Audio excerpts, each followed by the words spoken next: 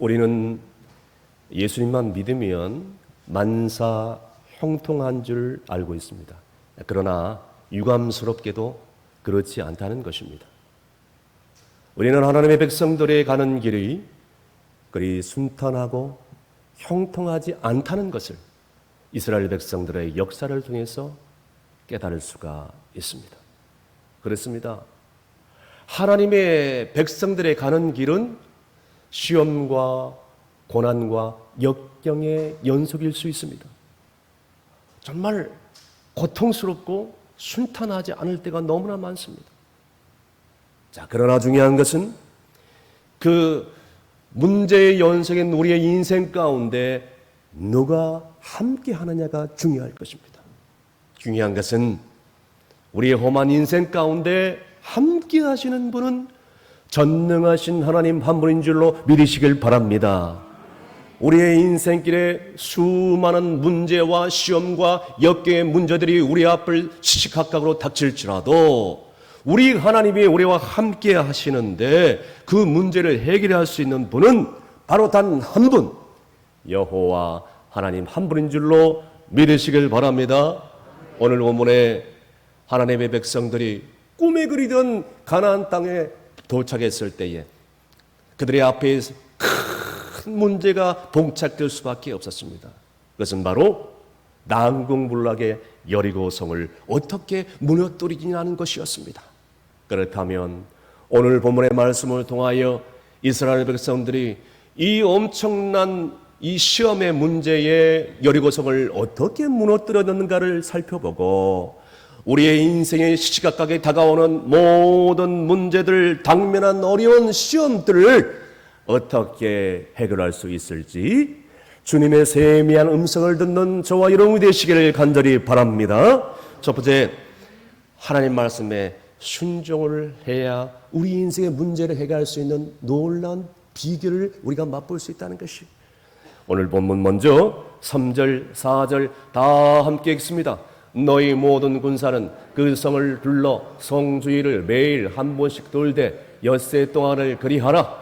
제사장 7은 7 양각 나팔을 잡고 언약궤 앞에서 나아갈 것이요 7째 날에는 그 성을 7번 돌되 그 제사장들은 나팔을 불 것이며. 아멘.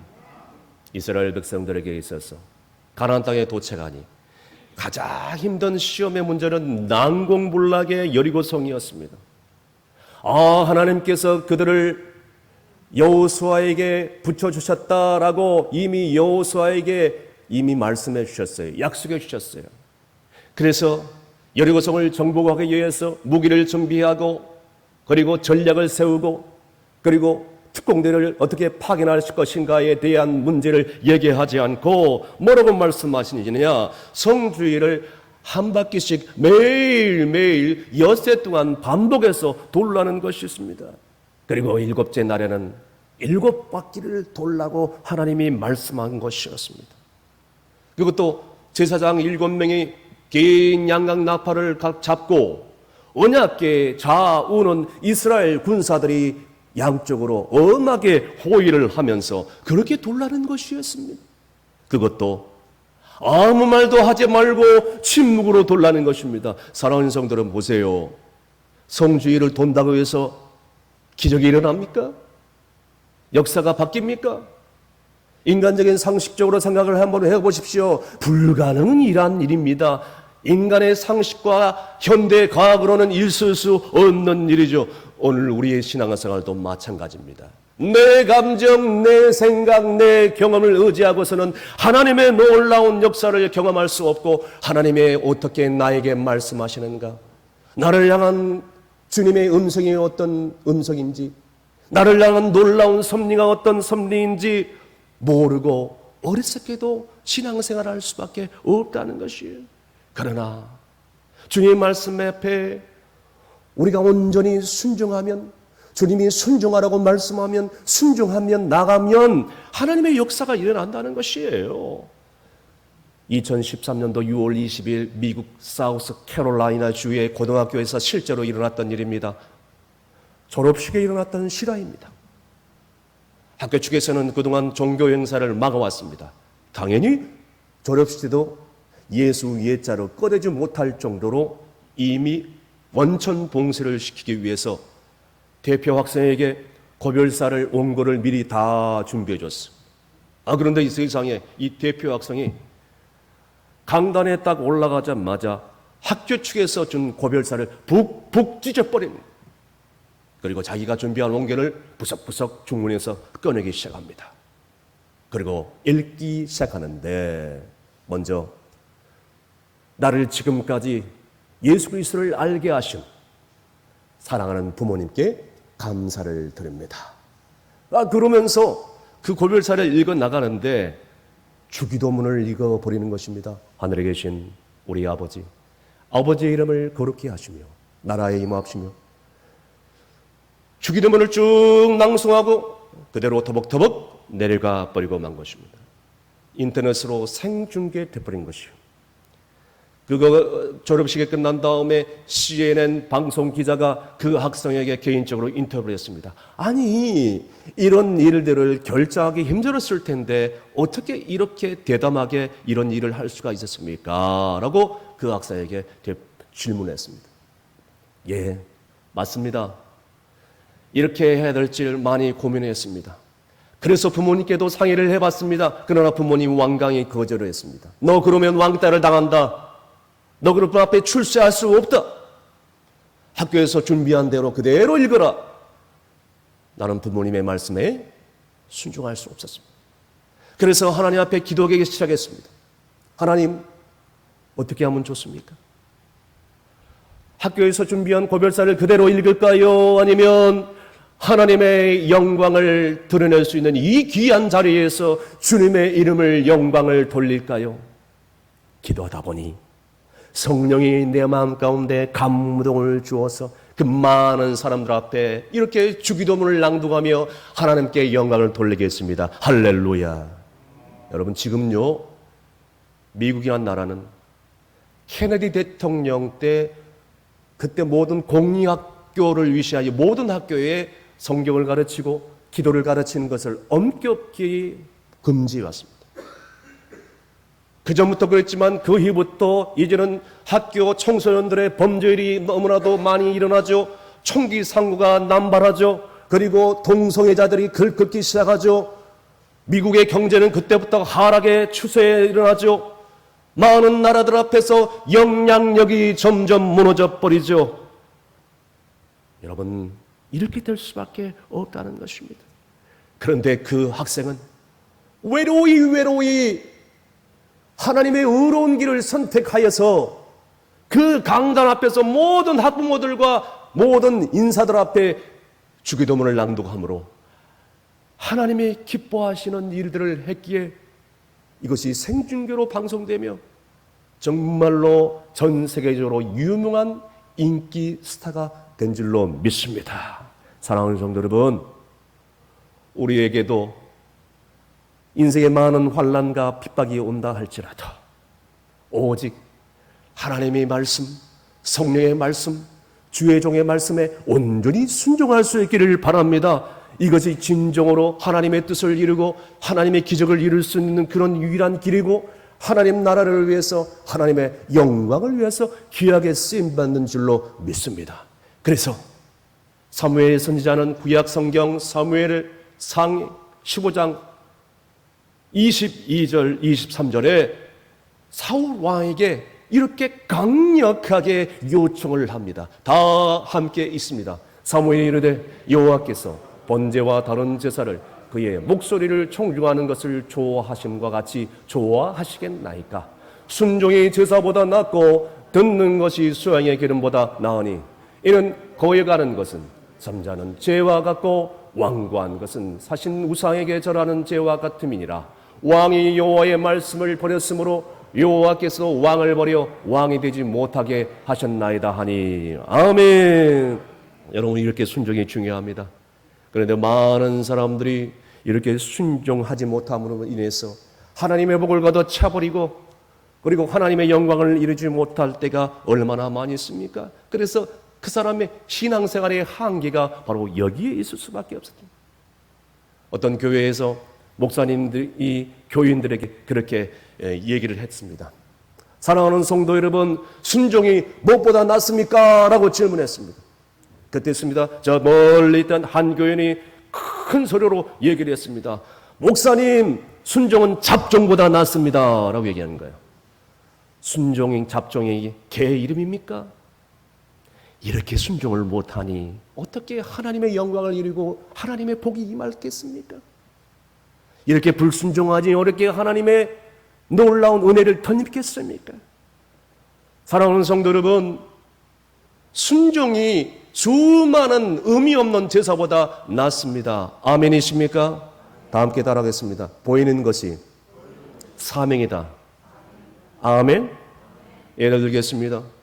우리 교회 학교 아이들이 다음 세대가 우리 교회 안에 보이지 않습니까? 그게 먼저 보입니까? 젊은 세대들이 눈에 보이지 않습니까? 그게 먼저 눈에 들어옵니까? 많은 힘들고 어려운 상처받은 성도들이 눈에 들어옵니까? 교회가 다른 교회에 비해서 낙후된 시설이 눈에 보입니까? 먼저 보이는 자가 사명자요. 다른 사람 얘기할 필요 없어요. 내가 먼저 보았다면 그것이 하나님이 내게 주시는 비전이고 하나님이 주시는 뜻이. 그렇기 때문에 내가 먼저 보았기 때문에 내가 먼저 헌신하고 내가 먼저 사명을 감당하면 그것이 하나님의 영광이에요. 하나님의 뜻을 드러내는 길이라는 것이. 오늘 하나님이 주신 비전을 보여주셨기에 내 뜻에 조금 맞지 않더라도 하나님이 주시는 꿈이기 때문에 순종하며 헌신하며 나갈 수 있기를 바랍니다. 순종이 안 되면 복종이라도 해보시길 바랍니다. 이스라엘 백성들이 하나님의 말씀에 순종하여 여리고성을 매일 한 바퀴 그리고 마지막 날에 7바퀴를 돌았듯이 만약에 하나님 말씀에 순종하지 않았다면 만약에 여호와서의 지도자의 말씀에 순종하지 않고 성을 주변에 뱅뱅 돈다고 무슨 일이 일어납니까? 기적이 일어납니까? 뱅뱅 돌다고 기적이 일어난다면 뱅뱅 돈다고 성이 무너진다면 내 손에 장을 지집니다 라고 하면서 지도자에게 불평을 하며 불순종했다면 이스라엘 백성들은 그 난공불락의 성을 점령할 수 없으며 그 성이 무너질 수도 없을 뿐만 아니라 이스라엘 점령을 할 수 없었을 것입니다. 사랑하는 성도 여러분, 이제 우리에게 순종이 필요합니다. 어떤 순종을 해야 될까요? 하나님 말씀에 순종하는 것입니다. 우리 주님이 구하면 주실 것이요 찾으면 찾을 것이요 문을 두드리면 열게 될 것이라고 말씀해 주셨어요. 그저 그 말씀을 부여잡고 눈물 콧물을 흘리면서 순종하며 나가면 된다는 거예요. 하나님 말씀을 오늘 이 시간 들려주면 순종하고 그저 무릎을 꿇어야 한다는 거예요. 내가 성전에서 무릎을 꿇어 내 무릎이 닳고 닳아서 낙타 무릎이 되고 내 손이 닳고 닳아서 정말 하나님의 손이 될 수 있도록 기도하며 나갈 수 있기를 바랍니다. 그래야면 하나님께서 우리 앞에 놓인 모든 문제의 여리고성을 하나하나씩 무너뜨리게 될 줄로 믿으시길 바랍니다. 두 번째는 문제 해결할 수 있는 놀라운 비결 중에 하나는 새벽을 깨워야 된다는 것이죠. 계속해서 본문 12절 말씀 다 함께 읽습니다. 또 여호수아가 아침에 일찍이 일어나니 제사장들이 여호와의 계를 메고 아멘. 여호수아는 변함없이 아침에 일찍 일어났습니다. 이스라엘 백성들도 아침에 일찍 일어나 제사장들과 함께 궤를 메고 7바퀴 그 성을 돌 뿐만 아니라 그 성을 함락시키기 위해서 공격을 하는 중요한 날이기 때문입니다. 그런데 오늘 15절 말씀에 보니까 중요한 것은 아침 일찍 일어났다는 것을 주목할 수 있기를 바랍니다. 15절 말씀 다 함께 읽도록 하겠습니다. 7째 날 새벽에 그들이 일찍이 일어나서 전과 같은 방식으로 그 성을 7번 도니 그 성을 7번 돌기는 그날뿐이었더라. 할렐루야. 여리고성을 한 바퀴 매일 돌았어요. 그리고 마지막 날에 몇 바퀴?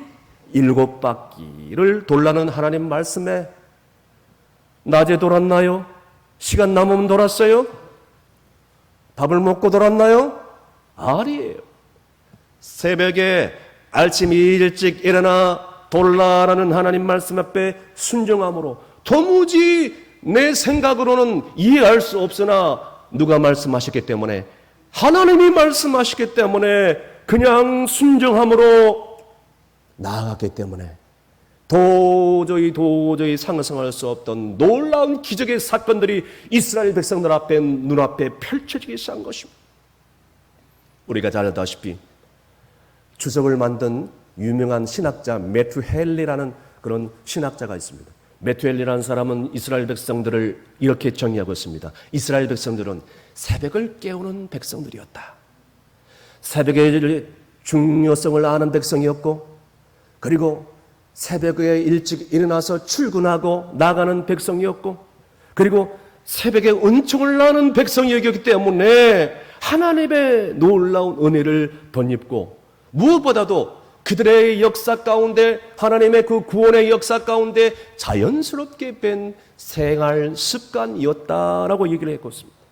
여러분, 우리가 잘 알다시피 이스라엘 백성들이 그 애굽의 노예에서 나왔을 때에 이제 그 탈출했던 첫 유월절 사건이 일어났던 시간도 새벽이었다는 것이죠. 이스라엘 백성들에게 있어서 구원의 시간, 자유의 시간이 임한 것도 새벽이었다는 것이죠. 뿐만 아니라 이스라엘 백성들이 애굽에 나와서 최대의 문제에 봉착했던 것은 홍해였습니다. 그 홍해가 갈라진 시간도 언제였다고요? 새벽이었다는 것이죠. 여러분, 새벽에 이런 놀라운 일들이 일어납니다. 문제의 해결의 시간은 새벽에 있다는 것이죠. 그뿐만 아닙니다. 광야 생활을 하면서 이스라엘 백성들에게 있어서 양식을 주는 시간, 만나를 주는 시간도 언제였어요? 새벽이었다는 것입니다. 그러니까 새벽 기도에 잘 나오신 분들은 매일매일 생명의 양식을 공짜로 먹는 거라 다름이 없다는 거예요. 너무너무 놀란 거예요. 제사장들이 언약궤를 메고 요단강을 건널 때도 언제였다고요? 새벽이었다는 것입니다. 사랑하는 성도 여러분, 우리가 새벽을 깨우는 믿음의 소유자가 될 수 있기를 바랍니다. 여리고성과 산과 같은, 그리고 홍해와 같은, 요단과 같은 그런 큰 인생의 문제들의 장애물들이 우리 앞에 진로를 가로막는다 할지라도 하나님 앞에 새벽을 깨우는 믿음과 강구를 가지고 나아갈 수만 있다면 우리의 인생의 어려운 문제들이 더 이상 문제가 아니라는 사실입니다. 그래서 시편기는 시편 5편 3절 말씀에 이렇게 고백을 하고 있습니다. 다 함께 읽습니다. 여호와여, 아침에 주께서 나의 소리를 들으시리니 아침에 내가 주께 기도하고 바라리이다. 아멘. 여러분, 오늘 말씀을 듣고 이 시간 이후로 다 함께 새벽을 깨우는 성도가 되시고 새벽을 깨워서 믿음 안에 승리하는 성도가 다 되시길 간절히 바랍니다. 마지막으로 하나님의 기적의 역사를 체험하는 놀라운 은혜를 덧입혀야 된다는 것입니다. 오늘 본문 5절 말씀 다 함께 읽습니다. 시작. 제사장들이 양각 나팔을 길게 불어 그 나팔 소리가 너희에게 들릴 때에는 백성은 다 큰 소리로 외쳐 부를 것이라. 그리하면 그 성벽이 무너지 내리니 백성은 각기 앞으로 올라갈지니라 하시매. 아멘. 제사장들이 일곱째 날 그 양각 나팔을 길게 불게 되면 일제히 소리를 외쳐라라고 하나님의 말씀합니다.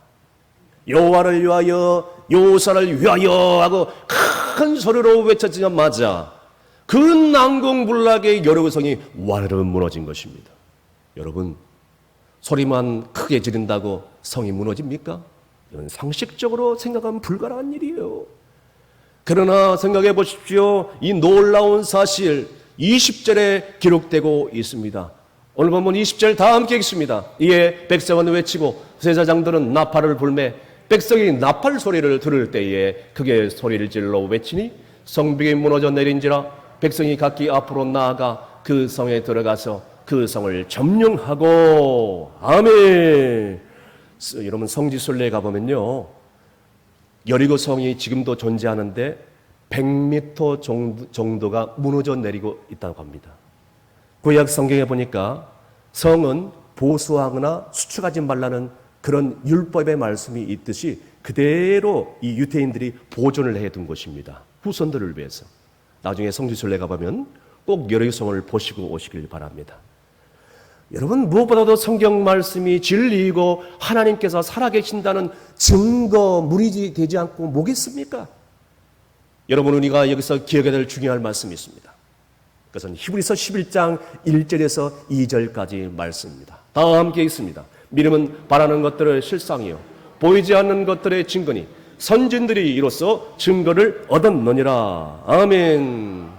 여러분, 우리가 믿음을 가지면 과거에 이제 이 장래에 바라는 것들이 실제적으로 이루어지게 되는 거예요.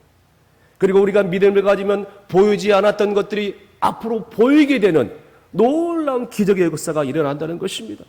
우리 신앙생활에 선진들의 삶은 바로 이런 기적과 놀라운 역사를 체험하면서 살아왔어. 우리 신앙의 선배들은 다 이런 놀라운 기적들을 공감하면서 살아왔다는 것입니다. 사랑하는 성도 여러분, 여러분도 여러분의 삶 가운데 이런 놀라운 기적을 체험하며 살기를 원하십니까? 원하십니까? 그렇다면 오늘 적어도 우리는 신앙생활하면서 하나님의 말씀에 근거하고 하나님의 뜻대로 간절히 기도하고 간구하면 오늘날에도 기적적인 역사가 불릴 듯 일어날 줄로 믿습니다. 우리가 상상할 수 없는 놀라운 일들이 우리의 삶 가운데 일상생활이 되고 말 것입니다. 중요한 것은 뭡니까? 기도하고 간구하는 일이에요.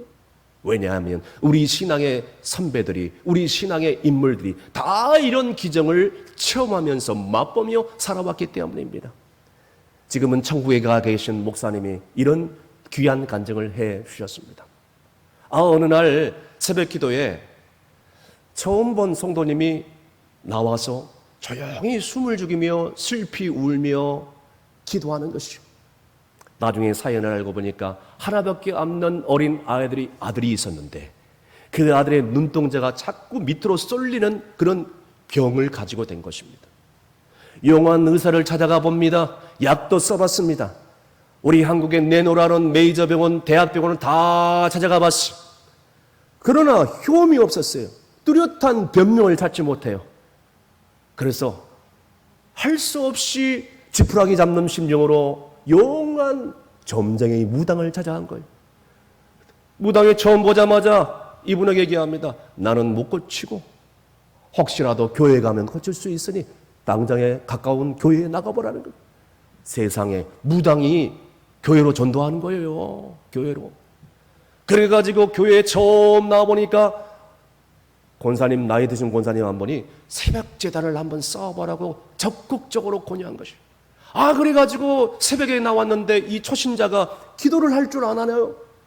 기도에 대해서 훈련도 받지 못했는데 그저 아들을 살려달라고, 그저 아들을 치유해달라고 슬피 울면서 소리도 못 내며 눈물만 주렁주렁 흘리고 있었는데 그 전후사장을 안 그 교회 담임 목사님이 신방을 갔어. 누가복음 18장에 나와 있는 그런 과부와 불의한 재판관의 메시지를 전하면서 눈물로 간절히 기도해보라고, 그러면 역사가 일어날 것이라고, 기적이 일어날 것이라고 권면을 해 주었습니다. 그런데 그렇게 기도하기를 한 달 된 무렵이었습니다. 세상에 자기 아들의 눈동자가 밑으로 쏠려가지고 세상에 현대의학도 용한 의사도 할 수 없는 이 병이 조금씩 눈동자 중심으로 자리를 잡기 시작했고 정확하게 2달째에 자기 아들 병이 완전히 치유된 줄로 믿으십니다. 할렐루야. 그의 어머니뿐만 아니라 물론 모든 성도들이 기도의 위로가 전능하신 하나님의 권능의 역사를 모두 다 체험하고 난 것입니다. 그 이후에 그 아이는 장성하여 군대를 갔고 휴가를 나와가지고 부모님 앞에서 격려를 하는데 부모님의 얼마나 감동을 받았는지 감사의 눈물을 흘리지 않을 수밖에 없었다고 합니다. 하나님의 기적을 믿는 어머니의 믿음의 기도와 성도들의 간구가 있었기에 이런 놀라운 역사가 일어난 줄로 믿으시길 바랍니다. 그래서 야고보서 기자는 야고보서 5장 15절에서 16절까지 이렇게 말씀하고 있습니다. 다 함께 큰 소리로 읽습니다. 믿음의 기도는 병든 자를 구원하리니 주께서 그를 일으키시리라. 혹시 죄를 범하였을지라도 사하심을 받으리라. 그러므로 너희 죄를 서로 고백하며 병이 낫기를 위하여 서로 기도하라. 의인의 간구는 역사하는 힘이 크니라. 아멘. 따르겠습니다. 의인의 간구는 역사하는 힘이 크니라. 할렐루야. 현대의학으로 할 수 없는 일, 그리고 용한 의사도 고칠 수 없는 이 병을 하나님께서 고쳐주셨다는 것이에요. 하나님의 역사가 아니고서는 불가능한 일입니다. 여러분, 병에 걸렸을 때에 진정으로 하나님 앞에 나와서 회개할 때 눈물로 간절히 기도하면 하나님께서 우리를 치유해 주실 뿐만 아니라 믿음의 놀라운 회복의 역사를 우리 가운데 일으켜 세우실 줄로 믿습니다.